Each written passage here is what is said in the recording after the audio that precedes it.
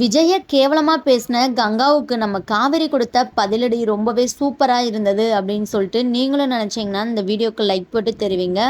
அடுத்தடுத்து என்னெல்லாம் இன்ட்ரெஸ்டிங்கான விஷயங்கள்லாம் நடக்க போகுதுன்னு ரிவ்யூ அண்ட் ப்ரெடிக்ஷன் வாங்க பார்க்கலாம். கங்கா ரொம்பவே மோசமா நடந்துக்கிறாங்க. சாரதாம்மா மேல எந்த தப்புமே இல்லாத மாதிரி தான் தோணுது. ஏன்னா இவ்வளோ நாளா விஜய ரொம்பவே கஷ்டப்படுத்திட்டோம். விஜய காவேரியை நம்ம பிரிச்சு வச்சுட்டு நம்ம தப்பு பண்ணிட்டோம் அப்படின்னு சொல்லிட்டு நம்ம சாரதாம்மா ரொம்பவே ஃபீல் பண்ணி தான் இப்போ நம்ம விஜய நல்லா பார்த்துக்கிறாங்க. தன் பொண்ணுக்காக மொத்த குடும்பத்தையும், சொத்து எல்லாத்தையுமே விட்டுட்டு வந்த பையன நம்ம அம்மா ஸ்தானத்திலிருந்து அவருக்கு எல்லாமும் பண்ணணும் அப்படின்னு சொல்லிட்டு தான் ஒரு எண்ணத்துல தான் நம்ம சாரதாம்மா பண்றாங்க.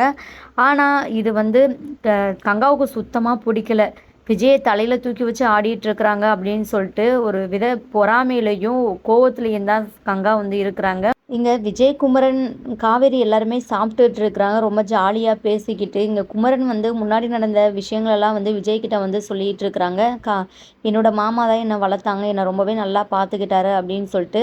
அது மட்டும் இல்லாமல் இங்கே காவேரியுமே குமரன் தன்னோட குடும்பத்துக்கு என்னெல்லாம் செஞ்சாரு. தன்னோட அப்பா ஃபாரின்ல இருந்தப்போ எங்கள் மாமா தான் எங்கள் குடும்பத்தை நல்லா பார்த்துக்கிட்டாரு. என்னன்னாலும் செய்வார் அப்படின்னு சொல்லிட்டு அவங்களுமே சொல்கிறாங்க. இங்கே ஆளாளுக்கு மாற்றி மாற்றி நடந்த எல்லா விஷயத்தையுமே விஜய் கிட்ட சொல்லிட்டு இருக்கிறாங்க.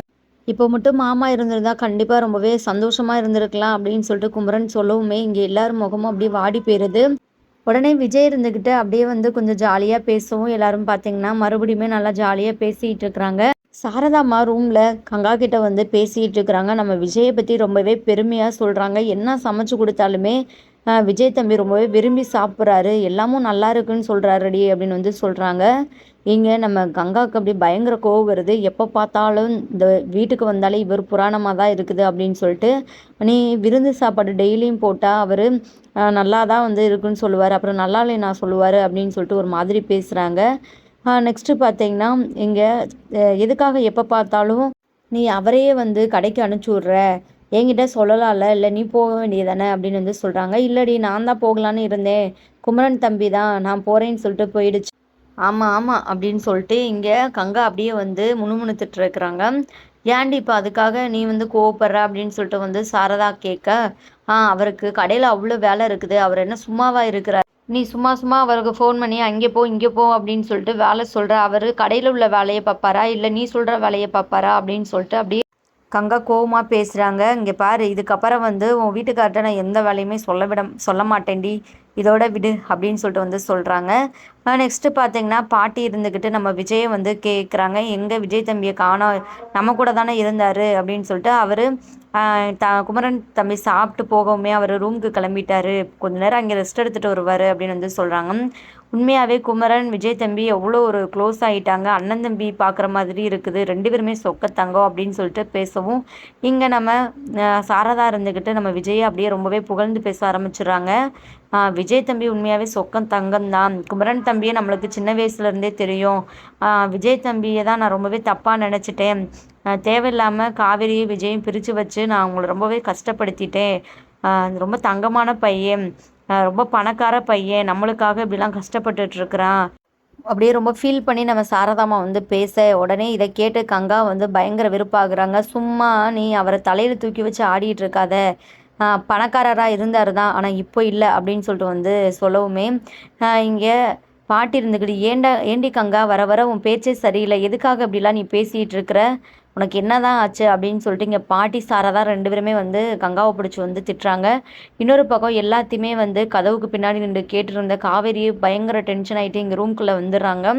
இங்கே கங்கா கிட்ட சண்டை போடுறாங்க. அக்கா என்ன பேசிகிட்டு இருக்கிற, நீ அவரை பற்றி பேசுகிறது ரொம்பவே தப்பாக இருக்குது அப்படின்னு சொல்கிறாங்க. இப்போ நான் என்ன தப்பாக சொல்லிட்டேன், அவர் அப்போ பணக்காரர் இருந்தார், இப்போ இல்லையில, சும்மா அம்மா அவரை தலையில் தூக்கி வச்சு ஆடுறது எனக்கு பிடிக்கல, எல்லாத்தையுமே ஒரே மாதிரி பார்க்கணும், அவர் இந்த வீட்டுக்கு வந்ததுலேருந்து ஒரே அவர் புராணம் தான், இந்த இடத்துல நம்ம விஜயை விட்டு கொடுக்காம நம்ம கங்காவுக்கு நம்ம காவேரி தரமான பதிலடி கொடுத்தது ரொம்பவே சூப்பராக இருந்தது.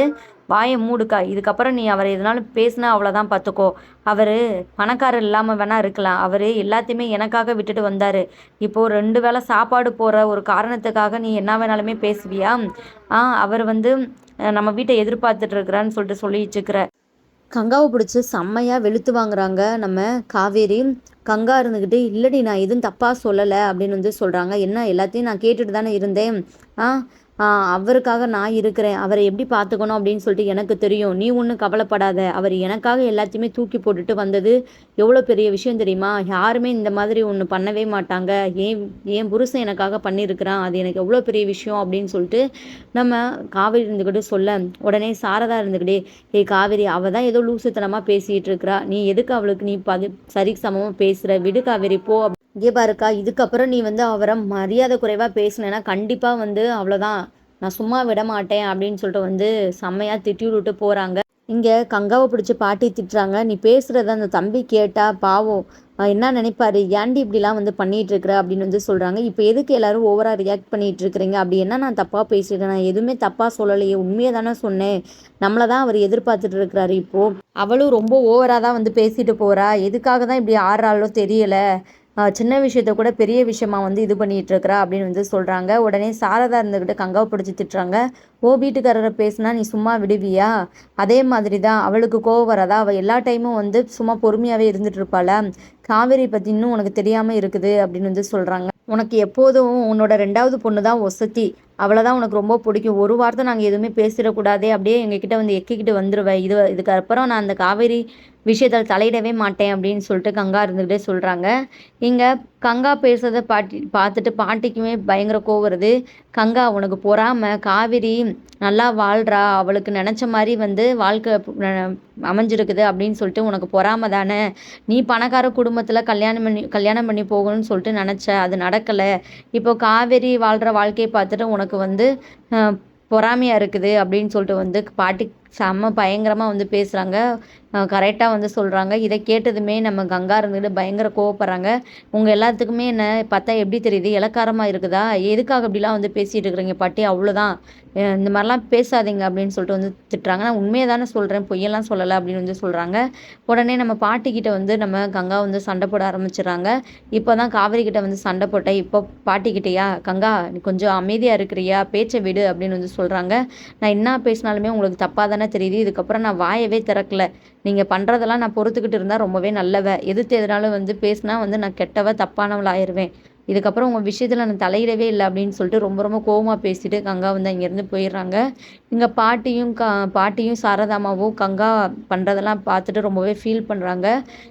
ஒரு நாளைக்கே இப்படின்னா இன்னும் விஜய் தம்பியும் காவேரி இந்த வீட்டில் இன்னும் கொஞ்ச நாள் இருந்தால் இன்னும் இந்த கங்கா என்னெல்லாம் பண்ண போகிறாளோ அப்படின்னு சொல்லிட்டு ரொம்பவே ஃபீல் பண்ணிகிட்டு இருக்கிறாங்க. நெக்ஸ்ட்டு நம்ம விஜய், காவேரி அண்டு சாரதாமாவையுமே கூட்டிகிட்டு இங்கே வாக்கிங் போகிறாங்க. அந்த டைமில் வந்து நல்லா விஜய் வந்து சாரதாமா கிட்ட வந்து நல்லா ஜாலியாக பேசிக்கிட்டு அவங்கக்கிட்ட வந்து விளையாடிக்கிட்டே வந்து வராங்க. அதை பார்த்துட்டு நம்ம காவேரிக்கு ரொம்பவே சந்தோஷமாக இருக்குது. இந்த மாதிரி நம்ம விஜயும் அம்மாவும் பார்க்குறதுக்கு எப்படி சந்தோஷமாக இருக்குது. இதே மாதிரி எப்போதுமே வந்து அம்மா விஜய்கிட்ட பாசமாக இருக்கணும், அம்மா ஸ்தானத்தில் இருக்கணும் அப்படின்னு சொல்லிட்டு நம்ம காவேரி மனசுக்குள்ளேயே வந்து நினச்சி சந்தோஷப்பட்டுட்டு இருக்கிறாங்க. இங்கே பார்த்தீங்கன்னா நம்ம விஜய் வந்து காவேரியுமே வந்து செம்மையாக படுத்தி எடுக்கிறாங்க. இங்கே பாரு, இப்படிலாம் நடந்து வரக்கூடாது. உன்னை டாக்டர் என்னெல்லாம் சொல்லியிருக்கிறாங்க, நல்லா ஃபாஸ்ட்டாக வரணும், வேகமாக ஓடு, அப்போ தானே வயிற்றில் இருக்கிற குழந்தையும் நல்லா சுறுசுறுப்பாக இருக்கும் அப்படின்னு வந்து சொல்லி இது பண்ணிகிட்டு இருக்கிறாங்க. கொஞ்சம் நேரம் நல்லா விளையாடிட்டு இருக்கிறாங்க. நெக்ஸ்ட்டு பார்த்தீங்கன்னா நம்ம காவேரிக்கு டயர்டாகிடுது. நீங்களும் அம்மாவும் போயிட்டு வாங்க, நான் கொஞ்சம் நேரம் ரெஸ்ட் எடுக்கிறேன் அப்படின்னு சொல்லிட்டு உட்காந்துக்கிறாங்க. அப்புறம் பார்த்தீங்கன்னா நம்ம விஜயும் காவேரியும் பார்த்தீங்கன்னா அப்படியே வேகமாக வந்து போயிட்டுருக்குறாங்க. விஜய் சாரதா அம்மா நல்லா பேசிகிட்டு இருக்கும்போதே சாரதா வந்து ஒரு மாதிரி வந்து ஃபீல் பண்ண ஆரம்பிச்சிடுறாங்க. அவர் கூட நான் சரியாக கூட வாழலை, இப்போ எங்களால் கொடைக்கானலுக்கு போகவே முடியாதுல்ல, அங்கே இருக்கிற ஒரே அவர் ஞாபகர்த்தமாக இருக்கிறது அந்த வீடு மட்டும்தான், அதுவும் இப்போ இல்லாமல் ஆயிடுச்சு. அந்த பசுபதி எங்களோட கூண்டையை மொத்தமாக அப்படியே வந்து கலைச்சிட்டான் அப்படின்னு சொல்லிட்டு ரொம்பவே ஃபீல் பண்ணி அழுதுகிட்டே வந்து சொல்கிறாங்க. இதை கேட்டதுமே விஜய்க்கு அப்படியே பார்த்தீங்கன்னா ரொம்ப ரொம்ப கஷ்டமாக இருக்குது. இங்கே சாரதாம்மா கண்கலங்கவுமே இங்கே விஜய் ரொம்பவே ஃபீல் பண்ண ஆரம்பிச்சிடறாரு. சாரதாம்மாவை வந்து சமாதானப்படுத்துறாரு. அத்தை, அந்த வீடு தானே, அந்த வீடு உங்களுக்கு முக்கியம் அப்படின்னு சொல்லிட்டு எனக்கு தெரியும். அந்த வீடு கண்டிப்பாக உங்களுக்கு மறுபடியுமே உங்ககிட்டயே வந்து சேரும், நீங்கள் கவலைப்படாதீங்க. உங்கள் பையனாக நான் இருக்கிறேன், உங்களுக்கு பொம்பளை பிள்ளைங்க மட்டும் இல்லை, உங்களுக்கு ஆம்பளை பையன் ஒருத்தன் நான் இருக்கிறேன், குமரன் அண்ணன் இருக்கிறாங்க, அப்புறம் நிவின் இருக்கிறான்.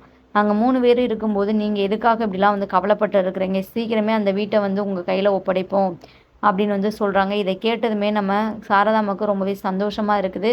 வேணாம்ப்பா, அந்த வீடு எனக்கு கிடைக்கலனாலும் பரவாயில்ல, நீங்கள் சந்தோஷமாக இருந்தால் போதும். தேவையில்லாமல் அந்த பசுபதி கிட்ட நம்ம வந்து இதுக்கப்புறமும் வந்து எதுவும் பிரச்சனையும் உண்டு பண்ண வேணாம் அப்படின்னு வந்து சொல்கிறாங்க. பார்த்துக்கலாம் அத்தை, நீங்கள் ஒன்றும் கவலைப்படாதீங்க அப்படின்னு சொல்லிட்டு நம்ம சாரதாம்மாவை வந்து சமாதானப்படுத்திட்டு இருக்கிறாங்க. அடுத்து எல்லாருமே வாக்கிங் முடிச்சுட்டு அப்படியே வீட்டுக்கு போகிறாங்க. வீட்டுக்கு போயிட்டு பார்த்தீங்கன்னா எப்போதும் போல் நம்ம சாரதாம்மா வந்து நம்ம விஜய் காவேரிக்கு வந்து ரொம்பவே இம்பார்ட்டன்ட் கொடுத்து அது இதுன்னு சொல்லிட்டு ஜூஸ்லாம் போட்டு கொடுக்குறாங்க. கங்கா வந்து இதெல்லாம் பார்த்துட்டு இருக்கிறாங்க. அம்மா ஒரு வார்த்தை நமக்கு வேணுமா அப்படின்னு கேட்டாங்களா, வர வர அம்மா ரொம்பவே மோசமாக தான் மாறிட்டு போகிறாங்க. ஆனால் இதை நம்ம எதனாலும் வந்து கேட்டால் நம்ம மேலே வந்து தப்பு அப்படின்னு சொல்லிட்டு வந்து சொல்லுவாங்க. எதுக்கு, நம்மளுக்கு தேவையானதை நம்மளே வந்து செஞ்சுக்கலாம் அப்படின்னு வந்து நம்ம கங்கா வந்து முடிவெடுத்து அவங்களுக்கு தேவையானதை அவங்களே வந்து செஞ்சுக்கிறாங்க. இதை பார்த்து விஜய் இருந்துக்கிட்டு, ஏன் கங்கா நீங்கள் கஷ்டப்படுறீங்க, அதான் அத்தை தான் வந்து ஜூஸ் போட்டு கொடுத்தாங்களே, உங்களுக்கும் தான் போட்டு வச்சுருப்பாங்க பாருங்கள் எடுத்துக்கோங்க அப்படின்னு வந்து சொல்கிறாங்க.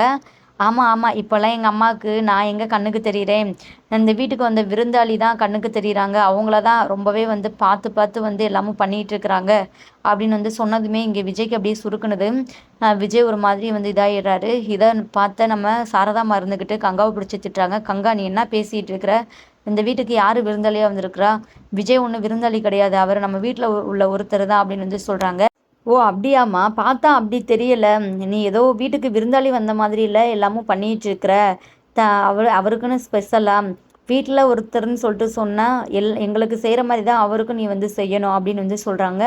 ஒரு பக்கம் இதெல்லாம் கேட்டுட்டு நம்ம காவிரிக்கு ரொம்பவே கோவம் வருது. கங்கா வேணும்னே தான் இப்படிலாம் பேசிகிட்டு இருக்குது அப்படின்னு சொல்லிட்டு வந்து நம்ம காவிரி ரொம்பவே வந்து கோவத்தில் நிற்கிறாங்க. இங்கே உடனே நம்ம விஜய் இருந்துக்கிட்டு, சரிங்கத்த நான் வந்து என்னோடய ரூமுக்கு போயிட்டு அப்புறம் கொஞ்சம் நேரம் அப்புறம் வரேன் அப்படின்னு சொல்லிட்டு வந்து கிளம்பிடுறாங்க. ஒரு மாதிரி ஃபீல் பண்ணிட்டு தான் நம்ம விஜய் இருந்துக்கிட்டு போகிறாங்க. இங்கே காவேரி அதை பார்த்துட்டு ரொம்பவே கஷ்டப்படுறாங்க.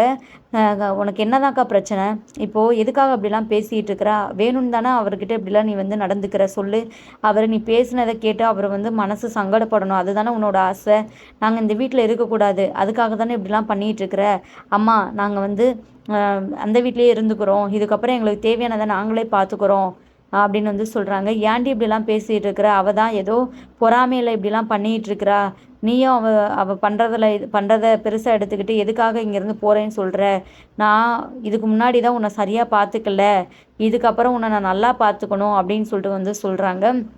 இந்த கங்கா இருந்துக்கிட்டு ரொம்பவே கோவப்படுறாங்க. நான் பொறாமையில் எல்லாம் பண்ணுறேனே, அப்படியா, ஆமாம் ஆமாம் எனக்கு ரொம்ப பொறாமை தான் இவன் மேலே அப்படின்னு சொல்லிட்டு இன்னமும் பார்த்தீங்கன்னா ரொம்பவே ஓவராக பேசிகிட்டு இருக்கிறாங்க. நான் தான் இந்த வீட்டு செலவு எல்லாத்தையுமே பார்க்குறேன், நான் பேச தான் செய்வேன், என் வீட்டுக்காரர் ராப்பகலாக வந்து கஷ்டப்பட்டுட்டு இருக்கிறாரு, எனக்கு பேசுகிறதுக்கு எல்லா உரிமையுமே இருக்குது அப்படின்னு சொல்லிட்டு ஒரு மாதிரி வந்து பண்ணதெல்லாம் சொல்லி காட்டுற மாதிரியே வந்து பேசிகிட்டு இருக்கிறாங்க. உடனே நம்ம காவேரி இருந்துக்கிட்டு, அம்மா இங்கே பாரும்மா, இனி இவங்க காசில் எதுவுமே வந்து நீ செய்ய வேணாம், எனக்கும் அவருக்கும் சரியா, இதுக்கப்புறம் வந்து நான் என்ன பண்ணணுமோ நான் பண்ணிக்கிறேன் அப்படின்னு வந்து சொல்கிறாங்க. நம்ம காவேரியுமே ரொம்பவே கோவமாக பேசிட்டு அங்கேருந்து போயிடுறாங்க.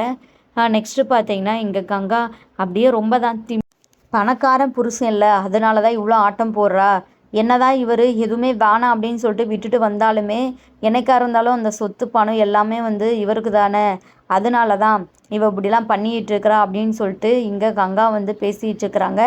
இதை கேட்ட சாரதாமாவுக்கே வந்து கோவம் வருது. வர வர நீ பண்ணுறது வந்து ரொம்பவே கேவலமாக இருக்குடி, நீ காவேரிக்கு அக்கா தானே, அப்படி இல்லவே இல்லை, ஏதோ அவளுக்கு எதிரி மாதிரி தான் இப்படிலாம் நீ பண்ணிகிட்டு இருக்கிற, ரொம்பவே மோசமாக நடந்துக்கிறடி அப்படின்னு சொல்லிட்டு வந்து திட்டுறாங்க. தெரியும் எப்போ பார்த்தாலும் என்னை நீங்கள் குறை சொல்லிட்டு தான் இருப்பீங்க, நான் எதுவுமே வந்து பேசவே இல்லை, என்ன சும்மா பேசினா கூட வந்து என்னை வந்து தப்பு சொல்கிறீங்க, என்னால் வாயை மூடிட்டு இருக்க முடியாது, நான் எதுக்காக வாயை மூடிட்டு இருக்கணும் அப்படின்னு சொல்லிட்டு இங்கே கங்கா இருந்துக்கிட்டு பேச, இங்கே பாட்டி இருந்துக்கிட்டு நம்ம கங்காவை பிடிச்சி திட்டுறாங்க. நெக்ஸ்ட்டு இங்கே காவேரி இருந்துக்கிட்டு விஜய்கிட்ட வந்து பேசுகிறாங்க. என்ன விஜய் கோவமாக இருக்கிறீங்களா அப்படின்னு சொல்லிட்டு வந்து கேட்குறாங்க. நான் எதுக்காக கோவமாக இருக்கிறேன், என்னாச்சு காவேரி அப்படின்னு வந்து கேட்குறாங்க. இல்லை அக்கா பேசுனது எதுவும் தப்பாக நினச்சிக்கிட்டீங்களா அப்படின்னு வந்து கேட்குறாங்க. அப்படிலாம் எதுவும் நான் நினைக்கல அப்படின்னு வந்து சொல்கிறாங்க. சும்மா எதனால வந்து சமாளிக்காதீங்க, வர வர கங்கா அக்கா பண்ணுறது எதுவுமே சரியில்லை தான், அதெல்லாம் நீங்கள் பெருசாக எடுத்துக்காதீங்க, அக்கா எப்போவுமே இப்படி தான் அப்படின்னு வந்து சொல்லிட்டு இருக்கிறாங்க. சாரதாம்மா வந்து சொல்கிறாங்க, இந்த மாதிரி காவேரியோட மனசு மாதிரி யாருக்குமே வராது, அவள் வந்து சொக்க தங்கம், அவள் எல்லா கஷ்டங்களையும் தனக்குள்ளேயே வந்து போட்டுக்குவா, ஒரு அளவுக்கு தான் ஆனால் எல்லாராலையுமே பொறுத்துக்க முடியும் அப்படின்னு சொல்லிட்டு ரொம்ப பேசிகிட்டு இருக்கிறாங்க. இதை கேட்டதுமே இங்கே கங்கா ரொம்பவே கோவப்படுறாங்க.